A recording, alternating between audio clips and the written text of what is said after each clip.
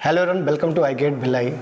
बच्चों, यहाँ पे जैसे आपको मालूम है कि आई गेट के अंदर में कंप्यूटर साइंस के लिए प्रिपरेशन हम लोग कराते हैं गेट की, और पर ईयर अच्छे रिजल्ट प्रोड्यूस करते हैं। गेट 23 का भी रिजल्ट आ चुका है और उनमें से एक टॉपर अभी हमारे साथ में, जिनकी रैंक 834 है। शुभम इनका नाम है, गुजरात के रहने वाले, फाइनल ईयर के स्टूडेंट हैं। तो आप देख रहे होंगे कि कितने सारे फाइनल ईयर के स्टूडेंट बहुत अच्छा परफॉर्म कर रहे हैं। तो शुभम से बातचीत करते हैं और जानते हैं इनकी जर्नी के बारे में, और ये आई गेट को कैसे फाइंड आउट कर पाए, कैसे यहाँ पे जुड़ पाए, कैसे विश्वास किए, इन सब के बारे में जानते हैं। तो शुभम, सबसे पहले आपको बहुत बधाई कि आप फाइनल ईयर के अंदर में 834 रैंक जनरेट कर लिए। एक अच्छी अपॉर्चुनिटीज़ आपको मिल जाएगी। IIT बंगलौर तो बिल्कुल फिक्स है कि आप वहाँ पे जा सकते हैं, और एक अच्छा कॉलेज भी है, प्लेसमेंट भी अच्छा है, एमटेक भी ईजी है वहाँ का, और नॉलेज के पॉइंट ऑफ व्यू से भी चीज़ें ठीक है वहाँ पर। तो सबसे पहले भाई जानना चाहते हैं कि आपका फैमिली बैकग्राउंड क्या, पापा क्या करते हैं, मदर क्या करते हैं, कहाँ के रहने वाले, आपकी स्कूलिंग कहाँ से हुई है? मेरे पापा नॉर्मल बिजनेसमैन है और मम्मी हाउसवाइफ है। और मेरी स्कूलिंग भी राजकोट से ही हुई थी, और मेरा कॉलेज PDU वो गांधीनगर में, जहाँ से मैं बीटेक कर रहा हूँ अभी, और फाइनल सेमेस्टर अभी चल रहा है।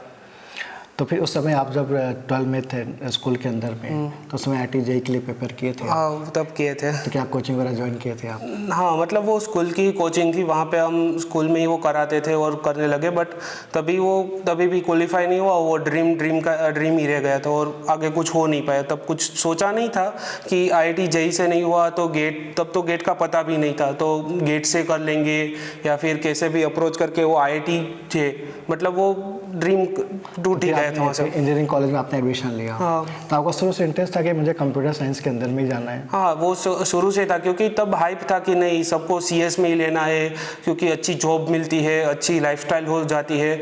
तो तब मेरा भी हो गया था कि नहीं, मुझे भी CS में ही लेना है, दूसरी कोई ब्रांच में नहीं लेना है। तो फिर आपने गेट के बारे में कब से प्लान बनाया, मतलब कैसे पता चला कि गेट भी कुछ चीज़ होती है?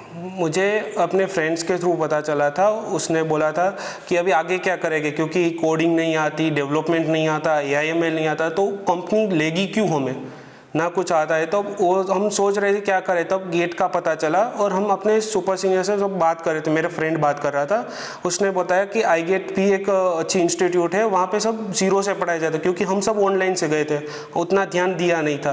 तो क्या होता है, 3rd और 4th सेम में सारे फंडामेंटल सब्जेक्ट्स आते हैं, DSA हो गया, एल्गो, DBMS, उसमें ध्यान नहीं दिया तो उस सब का बेस ही नहीं बढ़ा था। तो आगे कंपनी में जाते हैं तो OS पूछते हैं, DBMS पूछते हैं, वो कुछ आता नहीं था, ना कोडिंग आता था। तो उन्होंने बताया कि देखो, तुम्हारा बेस भी नहीं है, ना तुम्हें इतना अच्छा आता है, तो तुम एक काम करो, आई गेट से शुरू करो, वहाँ पे सब जीरो से ही पढ़ाया जाता है, कोई भी प्री रिक्विजिट नहीं है, तुम कर पाओगे। तभी मैंने सीधा सर को कांटेक्ट किया कि सर ऐसे ऐसे मेरी कंडीशन है, कुछ आता नहीं है। सर ने बोला कि खुद पे भरोसा है तो ज्वाइन कर लो, पहले डेमो लेक्चर देखो, सीखे, अगर अच्छे लगते हैं तब तुम ज्वाइन करो। तो स्टार्टिंग में जब मैंने ज्वाइन किया तब 1 DRA चल रहा था, तो स्टार्टिंग के 3 क्लास में तो पहला क्लास यह लगा रही यार, ये सर नॉर्मली तो पढ़ा रहे हैं, 1 DRA ऐसा ही तो होता है। जब सेकेंड क्लास में आए तब सर ने थोड़ा मीडियम लेवल पे शुरू किया, तब लगा नहीं यार, ये तो कुछ नहीं आता है। 3rd लेक्चर में पता चल गया नहीं, इसमें से कुछ नहीं आता है। तभी फिर वो पूरा सर की कोचिंग मैंने शुरू किया। स्टार्टिंग में बहुत डिस्ट्रैक्टेड रहता था कि यार सबके प्लेसमेंट लग रहे हैं, ये मेरे से नहीं हो रहा है। फिर पता चला कि जब रिज़ल्ट आया, जब मेरा फर्स्ट अटेम्प्ट था 2022 का, तब 2 सब्जेक्ट हुए थे, तो पता चला कि यार ऐसे तो नहीं होगा, जो सपना देखा है उसको सर्च करने के लिए बहुत मेहनत लगेगी, इतनी मेहनत से तो कुछ नहीं होगा। तब जब रिजल्ट आया तब बहुत हिट ऑफ हुआ कि भाई क्वालिफाई भी नहीं हुआ, तब 20 मार्क्स थे मेरे, कट ऑफ भी क्लियर नहीं हुआ। तभी से लगा कि नहीं, सब कुछ छोड़ देना है और यही करना है, तभी कुछ जाके होगा, वरना नहीं होगा, वरना सिर्फ बातें ही होगी। तो फिर आप कैसे पढ़ाई करते थे, वो लाइव में आते थे कि आप रिकॉर्डेड ही ज़्यादा यूज़ करते थे? नहीं, स्टार्टिंग में तो मुझे भी था कि ऑनलाइन का ट्रस्ट ही नहीं था, तो मैं लाइव देखता था। फिर मैंने ऐप शुरू बहुत नहीं करता था, स्टार्टिंग में मैं भी लाइव देखता था, बट फिर सर ने बोला कि देखो, तुम्हें कुछ आगे बढ़ना है तो रिकॉर्डेड ही पढ़ना पड़ेगा, बिकॉज दिन में 2 से 3 क्लास होती है, रिकॉर्डेड में आप 4 से 5 क्लास भी पढ़ सकते हो, तो आप आगे जा सकते हो। तो मुझे भी था कि नहीं, जल्दी कोर्स ख़त्म करना है और रैंक आगे अच्छा प्रोड्यूस करना है, बिकॉज जितना जल्दी कोर्स ख़त्म होगा आप उतना जल्दी PYQ सोल्व करोगे, उतना अच्छा रिवीजन कर पाओगे, टेस्ट सीरीज उतनी जल्दी स्टार्ट करोगे, तो गलतियाँ जल्दी पता चलेगी। तो मैंने भी रिकॉर्डेड स्टार्टिंग में नहीं था, तो रिकॉर्डिंग मैंने देखना शुरू किया, तब पता चला कि नहीं रिकॉर्डिंग से ही होगा। तो मैंने लाइव बिल्कुल छोड़ दिया था, मैं लाइव अटेंड भी कभी नहीं करता था। स्टार्टिंग में आधा सब्जेक्ट किया था, फिर पूरा का पूरा मैंने रिकॉर्डेड से ही ख़त्म किया है कि मेरे 13 के 13 सब्जेक्ट। कितना इंटरेस्ट आता था आपको रिकॉर्डिंग के अंदर में? रिकॉर्डिंग में स्टार्टिंग में ऐसा लगता था कि नहीं क्या होता था कि किसी का व्हाट्सएप मैसेज आ गया, उससे बातें करने लगे, तो इंटरेस्ट ऐसा नहीं बिल्डअप होता था। फिर पता चला कि एक सब्जेक्ट मेरा कंप्लीट हुआ सी, तब पता चला कि नहीं भाई कि 1 महीने के पहले जो सी आता था, अब जो सी आ रहा है उसमें ज़मीन आसमान का फ़र्क चल रहा है। अभी वो पहले देखता था तो प्रिंट एफ स्कैनर के बारे में भी पता नहीं चलता था कि यार ऐसा भी होता है। अभी पता चलता है तो नहीं को वो सब कुछ पैरामीटर क्या होता है, एक्चुअल वो सब कुछ पता चलता है, तो वो अच्छा लगता है कि नहीं यार नॉलेज में बहुत सारा इंक्रीमेंटल आया है। जब नॉलेज में इंक्रीमेंटल आता है तब आपको लगता है कि नहीं आप पहले से ज़्यादा अच्छे बन गए हो। जब वो फील आता है तो आप सोचते हो नहीं कुछ बड़ा ही बनना है, बिकॉज आप कर सकते हो, वो तब भरोसा आ जाता है। एक सब्जेक्ट के बाद कॉन्फिडेंस बहुत अच्छा बिल्डअप हो जाता है कि नहीं यही करना है और इसमें ही कुछ अच्छा करके दिखाना है सबको। तो आपने कोर्स कब तक खत्म कर लिया था अपना? मेरा सब्जेक्ट छूट गए थे? नहीं, मेरा कोई सब्जेक्ट छूटा नहीं था। मैंने 13 सब्जेक्ट खत्म किए थे। मेरा नोट्स बना लिए? हाँ, मेरे सारे नोट्स बन गए थे। मेरा कोर्स एग्जैक्ट दिवाली पे ही खत्म हुआ था। दिवाली पे मेरा लास्ट एप्टीट्यूड था, तो मैंने एप्टीट्यूड दिवाली पे ख़त्म किया था। उसके बाद मैं रिवीजन में चला गया था, सब्जेक्ट वाइज रिवीजन करता था। जो प्रॉब्लम आती थी वो ग्रुप में शेयर करता था, या फिर किसी बुक से मैंने रेफर कर लिया कि ये टॉपिक समझ में नहीं आ रहा, या फिर सर के वीडियो वापस देख लेता। कई एक बार ऐसा हुआ था ओएस में कि यार ये टॉपिक पढ़ लिया है फिर भी समझ में नहीं आ रहा मेमोरी में, तो वो आपके वीडियो वापस देखता था, 2-3 बार देखे तब पता चल गया नहीं ये ऐसे ही होता है, और फिर वो माइंड सेट बन गया कि नहीं ऐसे ही आगे प्रिपेयर करना है। तो एक एक सब्जेक्ट करता रहे, फिर वो टेस्ट देते गए और फिर होने लगा। रिवीजन का प्लान कैसे बनाया आपने? रिवीजन मैंने एक्चुअली मेरा रिवीजन बहुत लेट हो गया था, बिकॉज दिवाली में सब एक फर्स्ट इटरेशन ख़त्म करने वाले होते और मेरा तो सिर्फ जस्ट कोर्स ख़त्म हुआ था। तो मैंने सबसे बड़ी गलती ये की थी कि मैंने स्टेक बना लिया था 13 सब्जेक्ट का, कि भाई 13 सब्जेक्ट पहले वीडियो से देखेंगे फिर उसका रिवीजन करेंगे। बट वो गलती आपको नहीं करनी। आपका एक सब्जेक्ट ख़त्म होता है, एक वीकेंड आता है, तो वीकेंड के 2 दिन है, तो उसमें 2 टॉपिक 3 टॉपिक उठाओ, उस जो सब्जेक्ट आपके हो गए और उसको रिवाइज करो। अभी तो सबसे अच्छा टॉपिक टेस्ट भी मिलते हैं। सपोज कि आपको सी में देना है तो आप टॉपिक वाइज टेस्ट दो, उसको पहले रिवाइज करो, उसके PYQ सोल्व करो और वो टेस्ट दो। तो आपको ऐसे साइक्लिक रिवीजन करोगे तो आपके अंदर प्रोग्रेस स्लो होगा, पर वो प्रोग्रेस एकदम एफिशिएंट होगा। जब आप लास्ट में रिवीजन करने जाओगे, 3rd इटरेशन पे पहुंचोगे, तो आप खुद को इतना पावरफुल समझोगे कि नहीं वो ही जाएगा। तो मेरे से ही गलती वो हुई थी कि मैंने स्टेक बना लिया था कि पहले कोर्स खत्म करो फिर एक साथ रिवीजन करो। वो एक साथ रिवीजन होता ही नहीं अच्छे से। मुझे पता है कि मैंने स्टार्टिंग में जो टेस्ट लिखा 50 में से मेरे 10-10 मार्क आ रहे थे, तब वो डिमोटिवेट हो जाता है, यार इतना पढ़े 6 महीने हो गए फिर भी 10 मार्क ही आ रहे हैं, क्या होगा आगे। तो वो सब रहता है। तो कैसे मोटिवेट करते इतने कम नंबर आने के बाद अपने आप को फिर कंटिन्यू रखना आगे कैसे हो पाता है? मेरा एक दोस्त था, उसका रैंक निकल गया, तो मैंने उससे पूछ रहा कि भाई तेरा क्या होता था अगर तेरे लो मार्क्स आए। उसने सिंपल बोला कि देख तू अगर ये लो मार्क्स रह के रोने लगेगा तो तू रोता ही रह जाएगा, आगे कुछ नहीं होगा। वो सोच के तूने गलतियाँ कहाँ की है, वो गलतियों को सुधार, तब मार्क्स बढ़ेंगे। रोने से मार्क्स नहीं बढ़ने वाले। अगर वो गलतियाँ सुधारोगे, आगे बढ़ोगे, सेम क्वेश्चन आएगा, वो गलती नहीं करनी है। तो स्टार्टिंग में तो मेरे टफ सब्जेक्ट थे सारे, OS CO तो सब वैसे आते थे, 50 में से 10 मार्क, 50 में से 12 मार्क। जब TOC आया तब वो कॉन्फिडेंस बिल्डअप हुआ कि 30 से ऊपर मार्क आ जाए, तब लगता है कि नहीं ये चीज़ हो सकती है।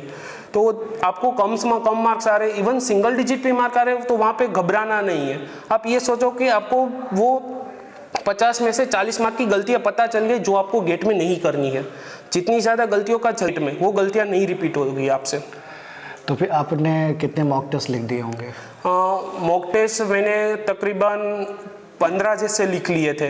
मैंने जनवरी में शुरू किया था, मैं मॉक टेस्ट देता था, उसको एनालिसिस करता था, फिर वो सारे रात तक के टॉपिक वो मैं वापस से पढ़ता था कि उसके सिमिलर टाइप का आपने क्वेश्चन सोल्व कर लिया, PYQ देख लिए, नोट्स से फिर से देख लिया, वो सब रिवाइज करके रखता था। फिर अगले दिन फिर मॉक देता था और वो ट्राई करता था कि वो गलतियाँ ही ना हो।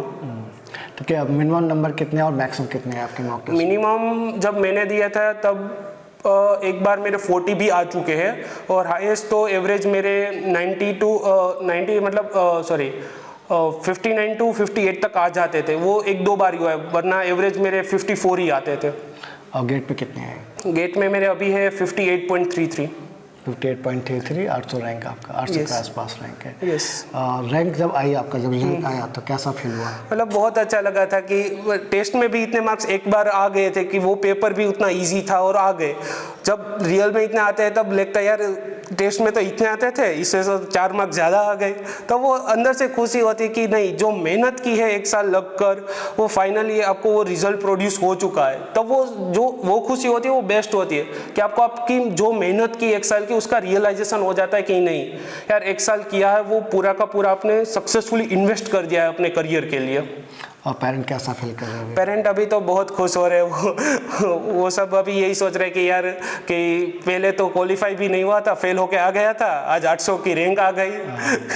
तो जब आप भिलाई का जब प्लान बना चलना है, तो घर में मना नहीं किए, कहाँ इतनी दूर जाओगे? नहीं, वो बोले कि नहीं तू जा, बस यहाँ से जा और तू अपनी कोचिंग देख के आ, क्योंकि ऑनलाइन में तो सर को ऐसे स्क्रीन पे देखते हो, एक डिजिटल बोर्ड होता है, सर पढ़ाते 1 घंटे तक, आप देखते हो चले जाते हो।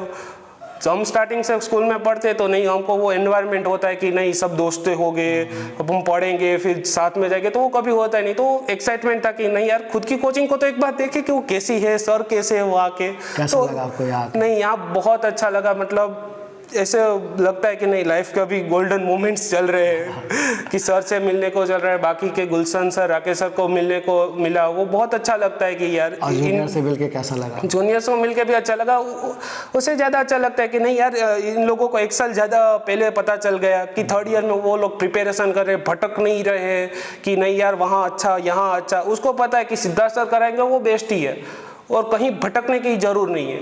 भटकोगे तो रिजल्ट बर्बाद हो जाएगा, वो भटकता ही नहीं है, वो सीधा सर क्या वो प्रॉब्लम शेयर करते हैं कि सर ये है, सर सॉल्यूशन देते, तो वो लोग मुझे लगता है कि वो तो बहुत अच्छा रिजल्ट प्रोड्यूस कर देंगे अगली बार। तो है एक एनवायरनमेंट, हाँ वो एनवायरनमेंट है कि वो जूनियर्स को देख के लगता है नहीं वो लोग बहुत अच्छा कर रहे हैं और सिद्धार्थ सर है तो वो और भी अच्छा हो जाएगा ही। तो क्या गाइडेंस देना चाहोगे अपने जूनियर्स को जो आपको सुन रहे हैं? मैं तो यही बोलूँगा कि देखो, एक साइक्लिक रिविजन रखो और एक अच्छा ग्रुप बनाओ। ग्रुप ऐसा मत बनाओ कि आप टॉप पे हो, ऐसा ग्रुप बनाओ कि आप मिडल पे हो या लोअर पे हो, क्योंकि आप टॉप वाले को देखोगे तब आपको इंस्पिरेशन मिलेगी, नहीं यार मुझे भी वहाँ पे एक बार ग्रुप के टॉप पे जाना है। जब वो इंस्पिरेशन मिलेगी तब भी आप खुद को इम्प्रूव कर पाओगे। अब आप पहले से ही सोच रहे हो कि नहीं भाई मैं तो ग्रुप में पहले ही हूँ, मेरे से आगे कोई होगा नहीं, तो आप एक आलस हो जाती है कि नहीं यार अभी नहीं पढ़ना, मैं ही बेस्ट हूँ। हाँ मैं ही बेस्ट हूँ, वो फीलिंग्स ही कभी नहीं। आपको ये लगता है कि नहीं भाई मैं वर्स्ट हूँ, वो ह्यूमिलेशन आता है और सोचते हो नहीं भाई वो 1 घंटा ज़्यादा पढ़ते हो क्योंकि आप वो चाहते हो कि आप आगे आओ, आप लास्ट पे ना रहो, इसलिए वो अच्छा रहता है। तो बहुत अच्छा लगा शुभम तुमसे बातचीत करके और काफ़ी सीखने को मिलेगा बच्चों को। और कोई भी बच्चा शुभम से कनेक्ट होना चाहता है तो उनका कॉन्टैक्ट नंबर आप मुझसे ले सकते हैं और उनसे बातचीत कर सकते हैं, गाइडेंस ले सकते हैं, क्योंकि जितने ज़्यादा अच्छे लोगों से आप कनेक्ट होगे उतना अच्छा आपको सक्सेस मिलेगा। शुभम आपको भी ऑल द बेस्ट कि आपका एडमिशन अच्छी लगी हो और आगे भी हम लोग आपस में कनेक्टेड रहेंगे, बातचीत करते रहेंगे और लाइफ टाइम के कनेक्टेड रहेंगे। Yes sir, all the best. आप लोग भी ऑल द बेस्ट, लगे रहिए। Bye bye.